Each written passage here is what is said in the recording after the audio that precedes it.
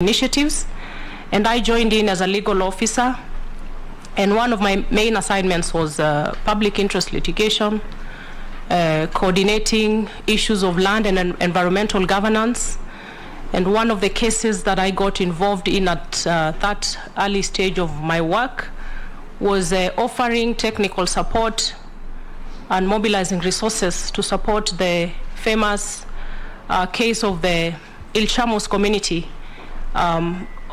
centering around the effects of the prosopis plant, that invasive plant that has become a menace, not just for that community, but many other communities in this country. And I think with that early engagement, and it is coincidentally, at this point, it is an issue that we must confront as a country. And I think with my interaction then with fact-finding and establishing ways of making sure that these communities do not have to suffer the effects of an invasive plant for which they had no contribution to its existence, sets me in a good place to be able to find a once and for all lasting solution, not just for prosopis. We have many other invasive tree species like the cactus in the north. We have the hyacinth, which is choking our water bodies, and many others.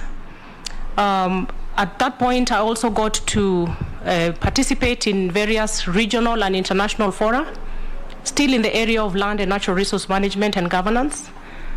This include the African Commission for Human and People's Rights at the regional level. I also got to participate in various fora of the UN Permanent Forum for Indigenous Peoples, including being a member of the Indigenous Women's Caucus that again focused on matters climate change and the role that women played in matters mitigation and resilience. My second job appointment, Honorable Chair, was in the Ministry of Justice and Constitutional Affairs then. I got seconded to the ministry as a UN volunteer specialist, and most of my work revolved around providing technical support in the development of the then National Action Plan and Policy for Human Rights. I also got to engage in developing policy briefs focusing on Kenya's obligations arising from regional and international human rights instruments. And after that, I joined the Kituo cha Sheria. It's an access to justice organization. I joined in as a legal aid coordinator and then again served on a very brief stint as the acting executive director. Most of my work again centered on public interest litigation, supporting indigent Kenyans, and notable cases that we dealt with which relate to the docket for which I'm nominated.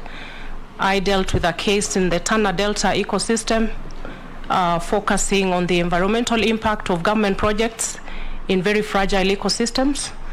Another one was a matter concerning rampant cancer cases in Marsabit County, largely attributed to oil exploration initiatives in that region. And what we were looking at and prosecuting on behalf of the communities as an interested party, Kituo cha Sheria, was to make sure that we insisted on the sustainability of any initiatives that would be established within community lands. Another case that I remember is a case in Mutomo area of Machakos County, pitting the Mutomo residents against multinational